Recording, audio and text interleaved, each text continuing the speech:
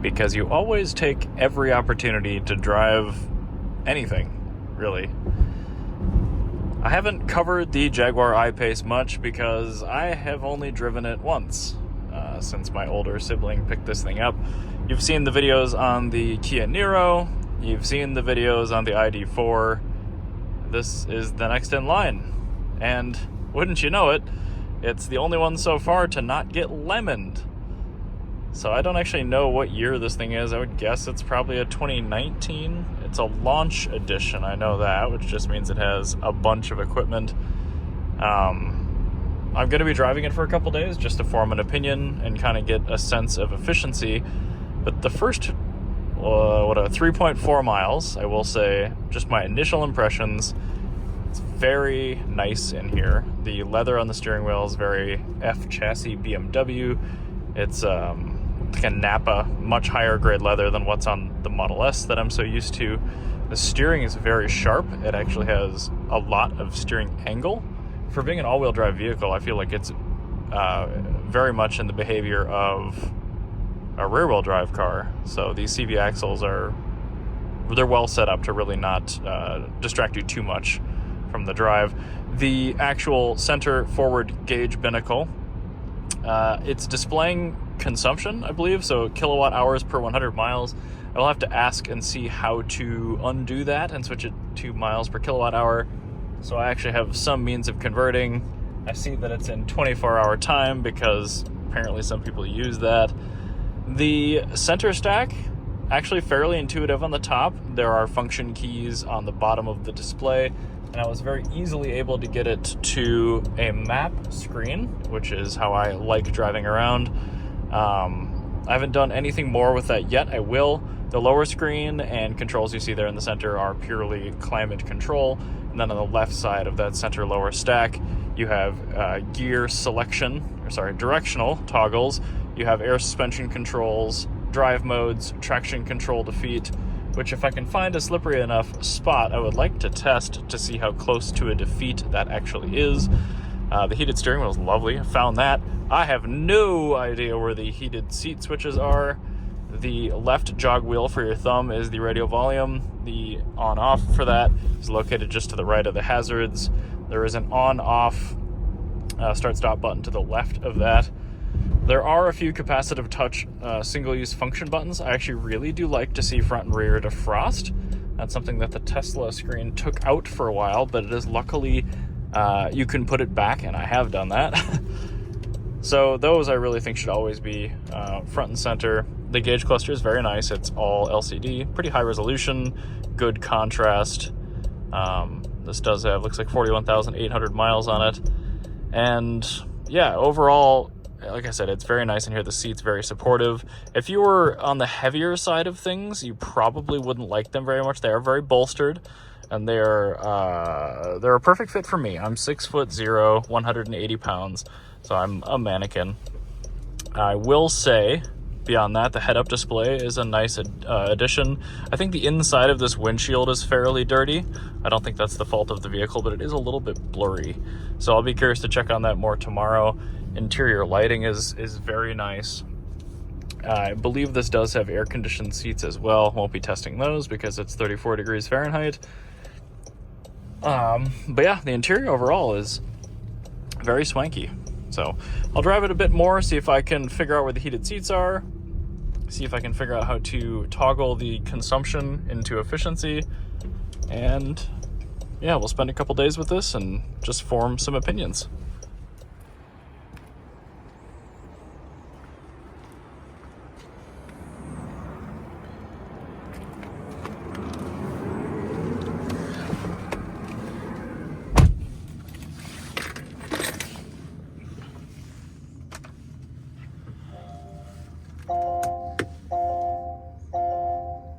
So I was told that pushing out on this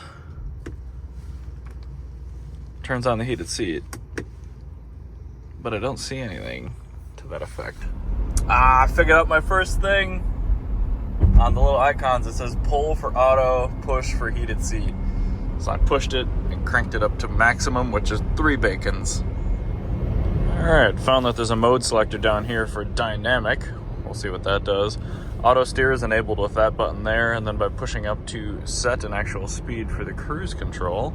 And I will say it's a little bit more flummoxed by like an exit lane peeling off to the right than Autopilot 1, but not by much. And it will still lane change on turn signal, which is quite nice. So overall, I'm actually pretty happy with that. I'm canceling it now though, so I can take an exit. I wanted to show you the warning when you're not paying attention. Center stack, you can actually see the state of charge, so I would leave that on that center screen pretty much all the time, because that does me no good at all. The guessometer I think is pretty useless. I'm not exactly sure. Looks like gradual throttle, total speed, and braking events. It's grading you on your efficiency, so I'm doing pretty well this morning apparently. But total trip distance is there. It looks like you could at least split screen to media or maybe a nav map there. So that's fairly nice. In order to get there, you have to go home and then swipe right and then eco data. That was not intuitive. I will say this system is not intuitive, but it's not as bad as the Volkswagen's the ID4's system. It just isn't quite as intuitive as what I'm used to. But again, the auto steer is pretty solid. The heated seat is a little lackluster. It's working just fine, but it's not making me warm. And I think in an EV that's even more important, because sometimes you do tend to want to cut down on the HVAC and let the heated seat do a little bit more of the work just for better range. Although this is a heat pump vehicle, and today it's definitely using the heat pump. So it's 28 degrees Fahrenheit, so that's the main reason I really wanted to try this out on a little bit cooler of a day, although we're pretty much done with the death grip of winter for this season here in Minnesota, so it's not going to be completely equivalent to the time I borrowed the ID4 and compared it to the Model S. But still, I'm curious to see where we end up on efficiency at the end of this trip. I'm trying to duplicate exactly how I would drive my car to the garage on a Saturday, and then we'll kind of compare the efficiency. I'll try to do that same exact drive the same exact way on the Model S, maybe next week, or whenever I get a day where it's 28 degrees.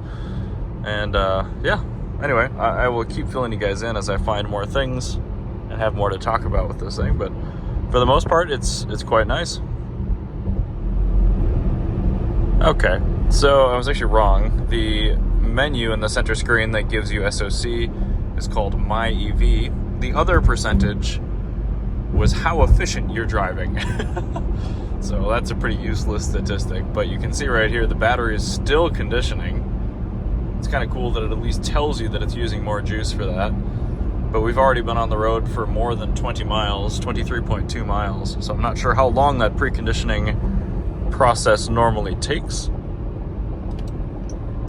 But we're at 56% SOC, something I wish I could have on the gauge cluster. Commentary on the regen braking, it's very strong when the car is cold. I get basically no regen when my car is this cold and I haven't preconditioned it. However, although the curve is very similar, this will continue to regen all the way down to 0 miles per hour, whereas there's a curve built into the regen on the Model S that I daily drive where it'll pretty much cut all regen at 4 or 5 miles an hour, just so you can kind of roll up to the rest of the stop. So I'm relearning exactly how to deal with that. It's not at all a fault of either, it's just configured differently. So it's definitely interesting.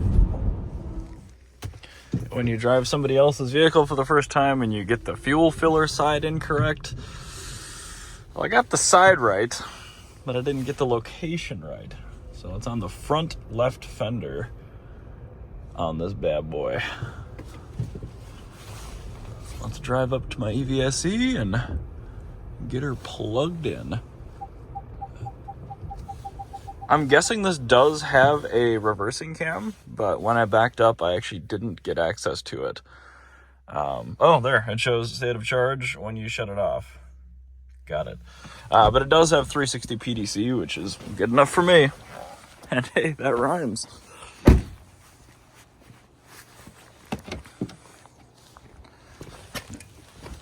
Oh, I'm gonna have to get a little more slack on that. Oh, I'd forgotten. This only has a 32 amp onboard charger. Interesting. That'll still be fine, but we're pulled in at, what, 51%? I'll charge it all the way up, and we'll see what we get effective on the meter. Well, it's really seemingly slowing down in the 90s. So we started at 51% state of charge. We're now at 98, and we've got 42.65 kilowatt hours. So let's see here, what would that be math-wise? Okay, that would work out to 90.40776 total kilowatt hours, which is pretty accurate. That would leave, I think, 2 on the table for non-usability. So I'm comfortable enough with that number, actually. It seems like the SOC is pretty accurate. Another non-intuitive piece, you have to hit the unlock button on the key to allow the EVSE to release. The actual micro switch doesn't do anything. Alright, so we're now in day 2 with the iPace, and there's a few more things. One, I actually really have come to appreciate the amount of regen per trip that's indicated on the gauge cluster. I don't know what's going on with my camera, I'm sorry. That's really cool. I will say the efficiency, that's been about what I've been experiencing. So somewhere between 460 and 500. I did 500 this morning, but it was 10 degrees cooler. So that tends to be about what I'm getting. I will do the exact same route at similar temperatures in my Model S when I get it back. I'm not a huge fan of the fact that you have to go into the infotainment to get state of charge, and then anytime you are in hill hold or brake hold and you accelerate aggressively, there's a pretty abrupt and alarming clunk or like a pause in power before it actually gets going, while the parking brake releases and the power is applied. So I'm not a fan of that particular behavior. If you're driving it normally, like a normal person, you would probably never notice that. I will also say I do love that the steering wheel accents are actual metal. It's really nice. The finish doesn't get icky nearly as fast as like my Fiat 124 or the Model S. However, they stay cold. And when you grip the steering wheel at 9 and 3, and you've got hands at least as fat as mine, which are, I would like to think, pretty normal, you cannot stop touching that with kind of the ball of your thumb, and it's not pleasant. So I will say I'm not a fan of that, and I think if it were extremely warm outside as well, it would be the same problem, but in reverse, where it would just be unpleasant. So I'm finding myself kind of going further up the thumb rest or holding the steering wheel further down than I normally would at 9 and 3. So other than that, I've been pretty happy with it. I can't consistently get the auto steer to work, and it doesn't have any sort of warning to tell you that it hasn't engaged. So if you click that button and set the cruise and you think that you're on auto steer, occasionally it will deviate near or out of the lane before you catch it. So I'm a little confused by that, but the drive is pretty nice. The synthetic noise it makes, especially when you put the drive select in dynamic and the gauges go all white, is interesting. They clearly spent some money composing the audio, but I don't know how I feel about it. I think I would just assume rather have the audio disabled, the fake kind of motor noise. Electric cars make noise, just let them make the noise that they make. But I will continue to follow up. I will do my normal commute with it tomorrow, and that will be very familiar territory to give actual feedback on efficiency. And then, like I said, I'll do the full loop in my car before I make any final, not really decisions, but kind of statements on how the efficiency compares. All right, very nearly done with my regular morning commute. 32 degrees Fahrenheit. Some moisture on the road, but really nothing bad. 535 watt hours per mile. We'll see what it comes out to after 2 more blocks of city traffic where we can do a little bit of regen. But this wasn't preconditioned either, so I really can't apples to apples on the Model S until I do a non-preconditioned trip in the morning at a similar temperature. But I can say that that car would be somewhere in the low to mid 400s. And that's kind of what I've observed so far. Last night I actually did the same trip plus a little bit more as my brother, but he didn't drive quite as fast as I did, and the difference was about what was it? It was about 500 watt hours per mile. I've seen it a lot closer than that, so I don't think that that's an accurate difference or representation between the two cars, and I won't really be able to tell you how they compare efficiency wise until I get the Model S back and I turn off preconditioning and I do a couple trips, you know, again, kind of driving how I drive. But I will say, being able to turn off the traction control even just a little bit more is awesome. I mean,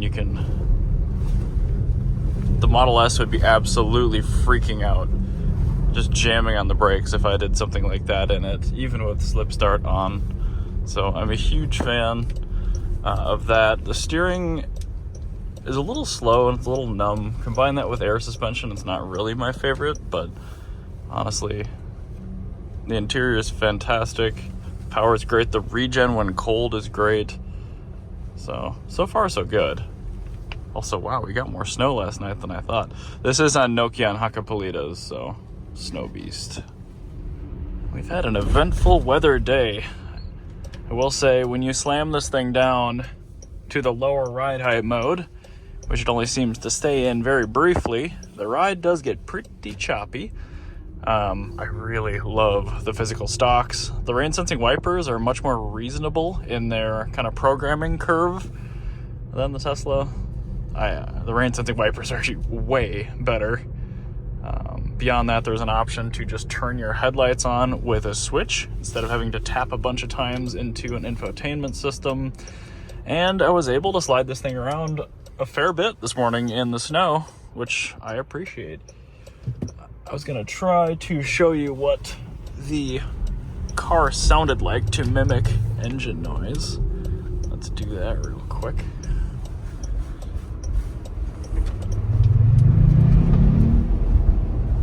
So I'm sure you heard it just there. I wish I could turn that off. I'm not really a huge fan of the sound, but it's far from the most offensive synthesized noise I've ever heard. Yeah, I don't know. I enjoyed my time with this car. I do plan to do some efficiency tests without preheating on the Model S and stitch them into the end of this video as well. I know it's probably getting kind of long and it's extremely wordy, but the last time I did one of these little live with it comparisons with the ID4, you guys actually seemed to enjoy it, so I figured since I had access to the ipace, may as well show you. I really do like the regen number, your total trip regen. Kinda neat. Alright, quick final thoughts on the ipace before it goes back to its rightful owner. Everything else I've covered already. There is one more thing I forgot to touch on in the video so far, which is it doesn't seem to remember the state of equipment, mainly the heated seats. When you get back in it after you've had them on 3 bacons, they default to off. So I know that's how most older cars work, but on a lot of modern vehicles, especially with fob entry, that's actually less common now, and I do wish it would remember the last state for the heated seats. I'm the type of guy that leaves them on full blast all the time, so it is what it is. But we'll get back into the Model S. I will turn off preconditioning, and we'll do this all again over the next couple days and see where we stand. But yeah, I have averaged just over 455 watt hours per mile over probably 200 total miles. So we'll see how that compares. Well, first morning back in the Model S, we've got 429 watt hours per mile for the commute. It is 2 degrees colder than yesterday, but there's no slush or snow today. So the efficiency is still showing about 50 watt hours better, but this wasn't apples to apples. So we'll keep doing similar drives and narrowing down exactly what that means. Well, we finally got another morning with a little bit of snow, still 28 degrees Fahrenheit, so a little bit colder. And I still have the preheating disabled. It looks like we're pulling up at 488 watt hours per mile, so only very, very slightly better than the iPace. But honestly, the efficiency seems near as makes no difference identical just using these cars every day. I would say there's potential for there being a 20 to 30 watt hour per mile difference, but you're really not going to notice that living with the car. All right, we're back to the regular routine and the regular old beater. And I had a couple really comparable days for the commute, but I did want to wait to finish editing all this until I was able to do one more drive down to the garage. And ideally, it's actually the same temperature or a little bit colder than it was when I had the iPace. So we should have a pretty good comparison. Also, the traffic was very similar.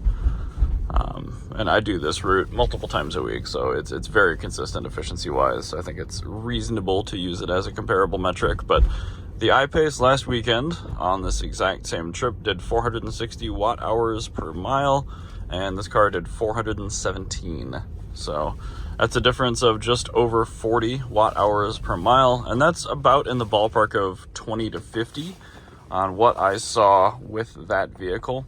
I do think with the heat pump, you would probably see better efficiency with longer city drives on that thing, but the lower drag coefficient and smaller frontal area on the Model S, I do think actually, benefits it a little bit on the highway, especially once it heats up. Things I do definitely miss about the Jag: heated steering wheel, that was fantastic. I miss the regen counter. I miss regen working when it was cold. When I pulled out of my driveway this morning, there was no regen at all. Beyond that, the seats I think are a little bit better in the Jag. The build quality is definitely better. Not that it takes much to have better build quality than an early Tesla, but overall they're insanely comparable vehicles, and that is genuinely, I do mean that as high praise to the Jag. So it was a great experience to be able to try it out for a couple days, so happy about that. But yeah, hopefully that was at least a little bit interesting. I don't know, it's always fun to live with a different car for a week.